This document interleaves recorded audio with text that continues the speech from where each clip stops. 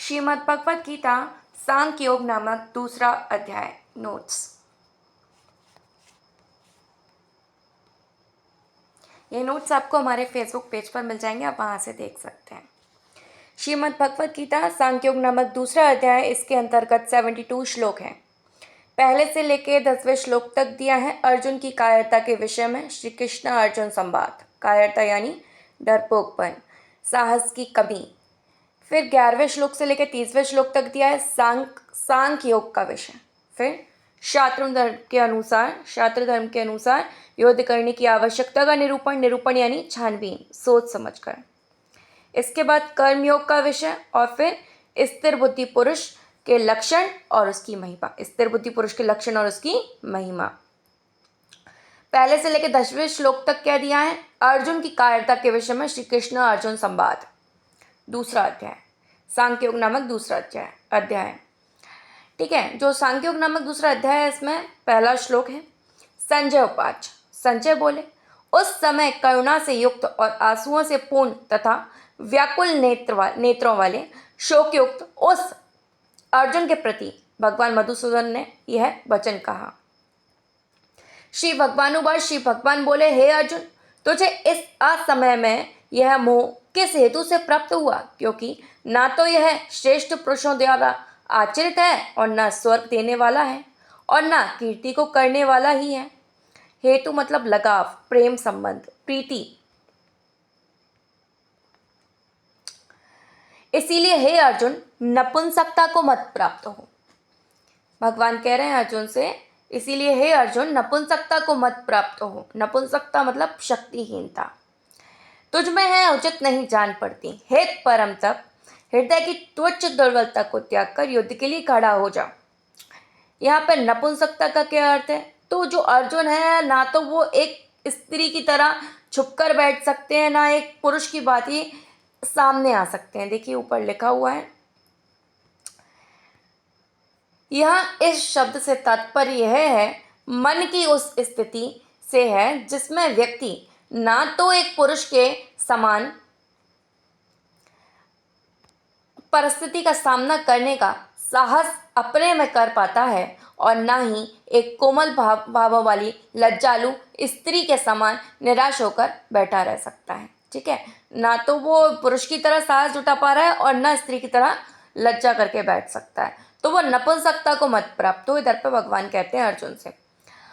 अर्जुन उवाच। अर्जुन बोलते हैं ये सब सुनकर। अर्जुन बोले, हे मधुसूदन, मैं रणभूमि में किस प्रकार वाणों से भीष्म पितामह और द्रोणाचार्य के विरुद्ध लड़ूंगा?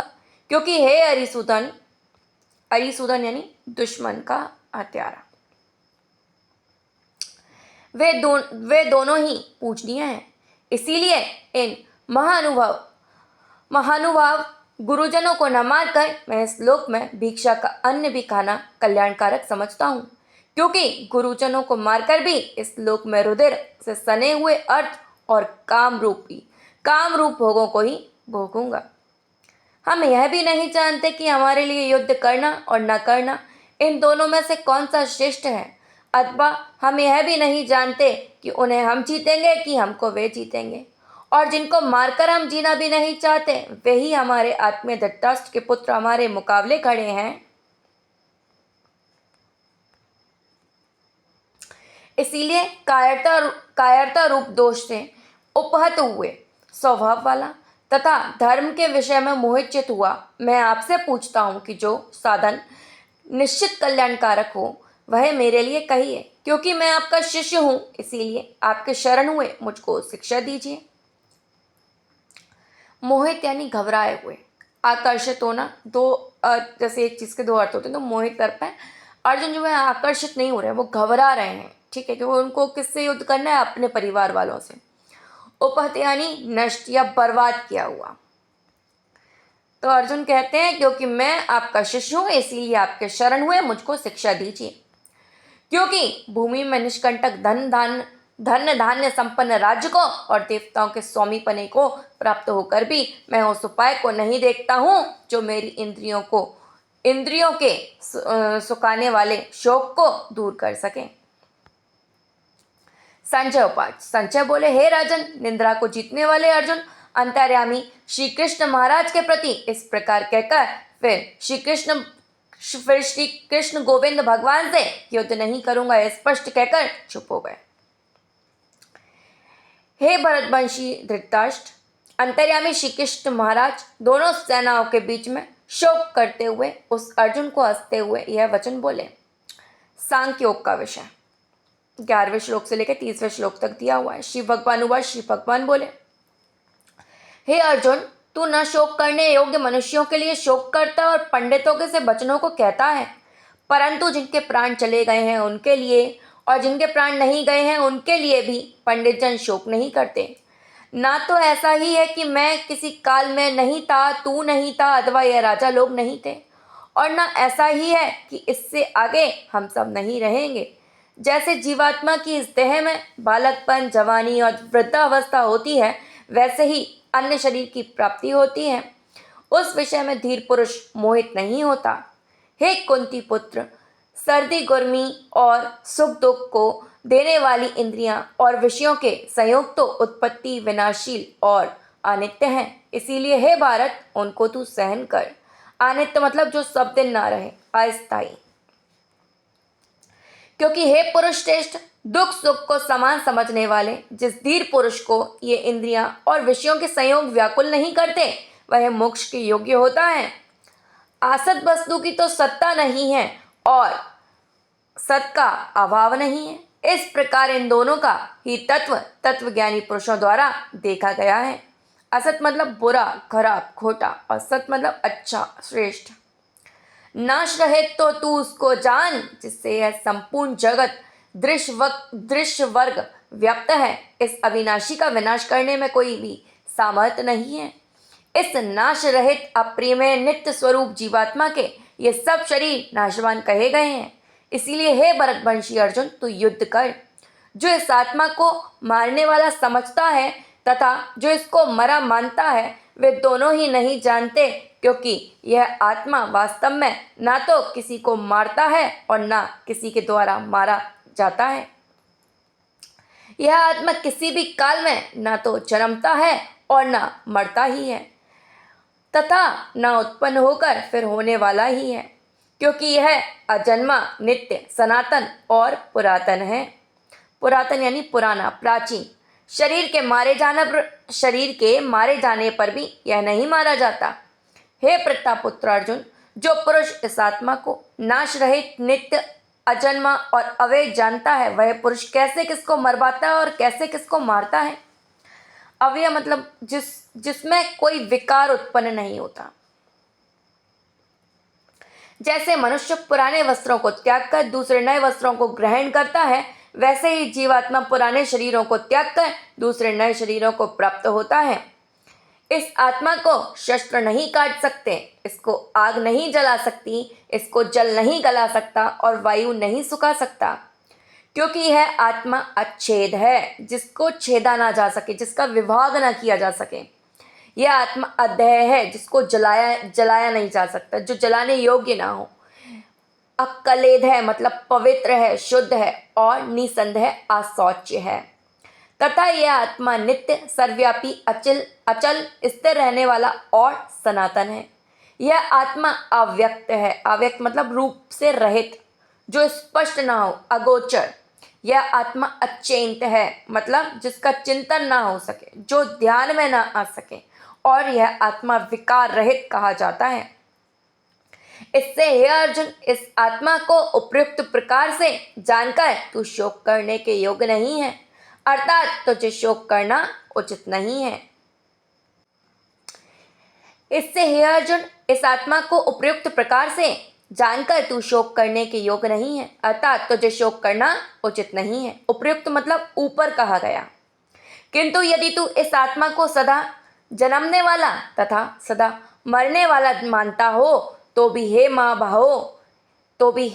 महाभावो, तू इस प्रकार शोक करने के योग्य नहीं है। क्योंकि इस मान्यता के अनुसार जन्मे हुए की मृत्यु निश्चित है और मरे हुए का जन्म निश्चित है। इससे भी इस बिना उपाय वाले विषय में तू शोक करने के योग्य नहीं है। हे अर्जुन, संपूर्ण प्राणी जन्म से पहले अप्रकट थे और मरने के बाद भी अप्रकट हो जाने वाले हैं, केवल बीच में ही प्रकट हैं। फिर ऐसी स्थिति में क्या शोक करना है? कोई एक महापुरुष ही इस आत्मा को आश्चर्य की भांति देखता है और वैसे ही दूसरा कोई महापुरुष ही इसके तत्व का आश्चर्य की भांति वर्णन करता है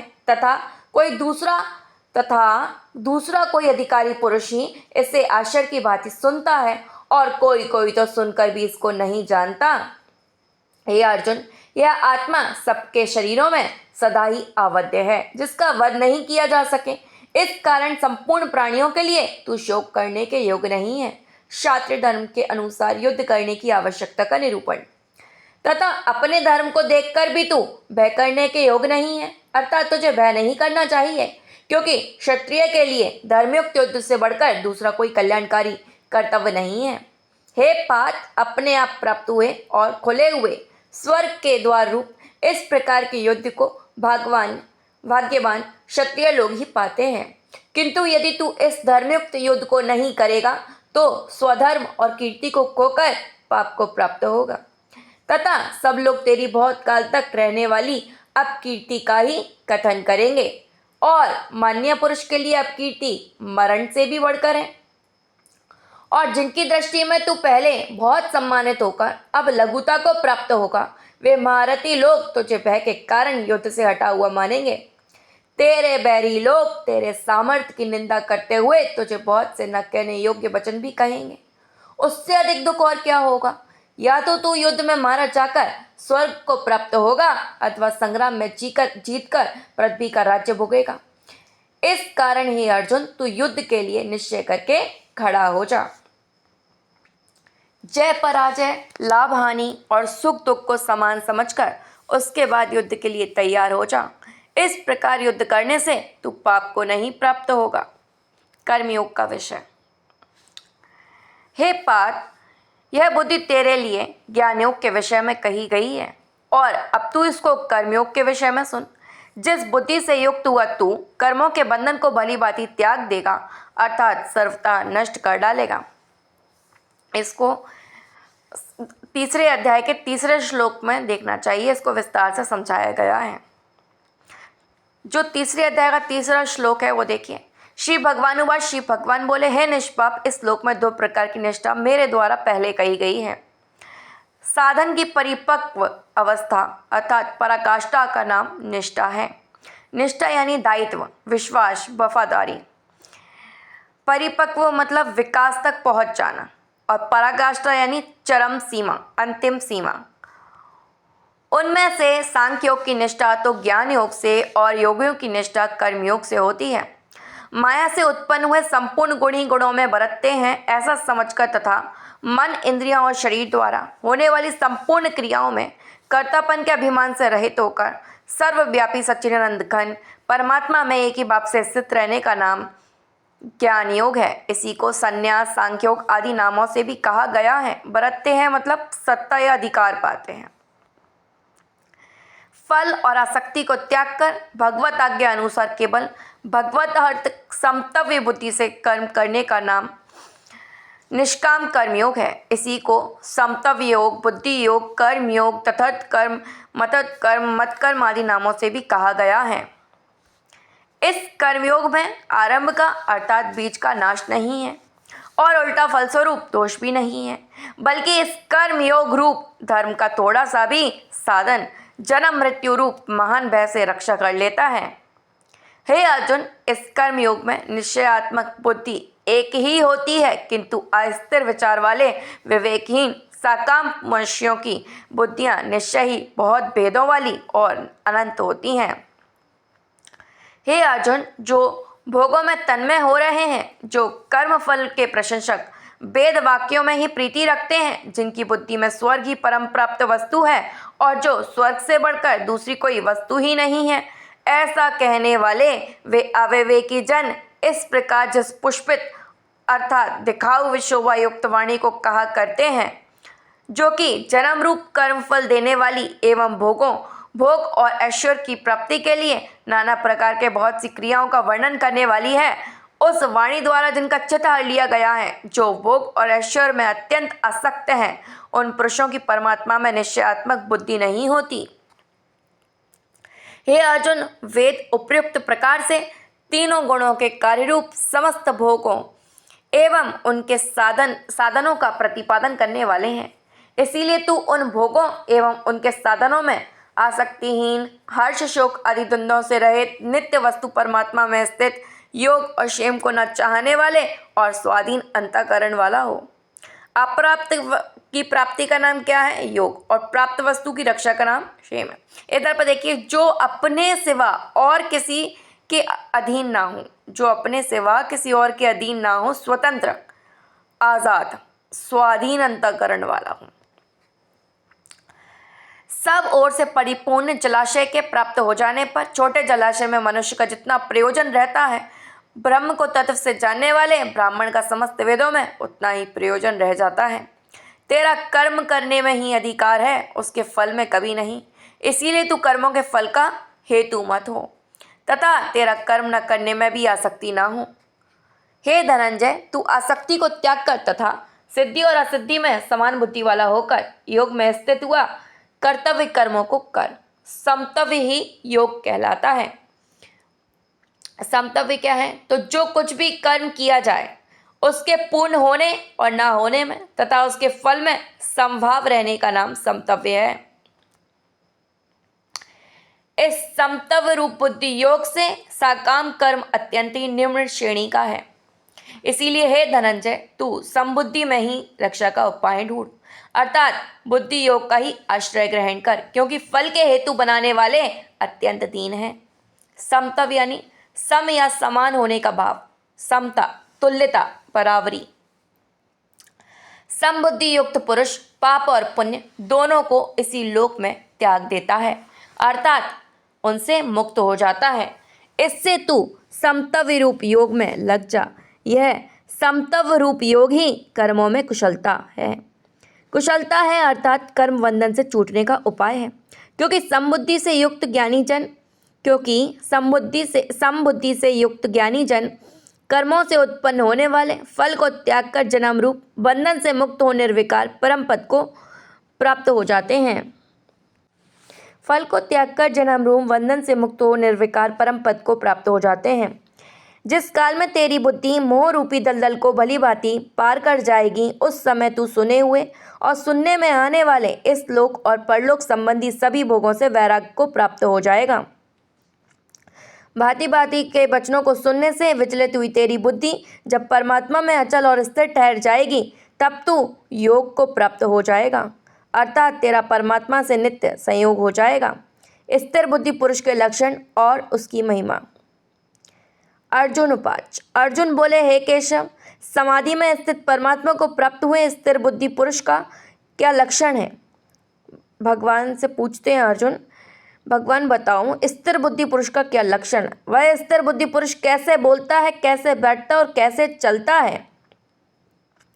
श्री भगवान बोले, हे अर्जुन, जिस काल में यह पुरुष मन में स्थित संपूर्ण कामनाओं को भली भांति त्याग देता है और आत्मा से आत्मा में संतुष्ट रहता है, उस काल में वह स्थिर प्रज्ञ कहा जाता है।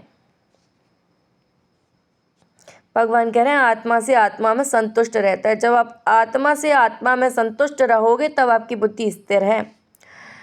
दुखों की प्राप्ति होने पर जिसके मन में उद्वेग नहीं होता, सुखों की प्राप्ति में जो सर्वथा निष्प्रह है, मतलब जो इच्छुक ना हो किसी चीज़ में, तथा जिसके राग भय और क्रोध नष्ट हो गए हैं, ऐसा मुनि स्थिर बुद्धि कहा जाता है। जो पुरुष सर्वत्र स्नेह रहित हुआ, उस शुभ या अशुभ वस्तु को प्राप्त न प्रसन्न होता है न द्वेष करता है, उसकी बुद्धि स्थिर है। और कछुआ सब ओर से अपने अंगों को जैसे समेट लेता है, वैसे ही जब यह पुरुष इंद्रियों के विषयों से इंद्रियों को सब प्रकार से हटा लेता है, तब उसकी बुद्धि स्थिर है, ऐसा समझना चाहिए। इंद्रियों के द्वारा विषयों को ग्रहण न करने वाले पुरुष को इंद्रियों के द्वारा विषयों को ग्रहण न करने वाले पुरुष के भी केवल विषय तो निवृत्त हो जाते हैं, परंतु उसमें रहने वाली आसक्ति निवृत्त नहीं होती।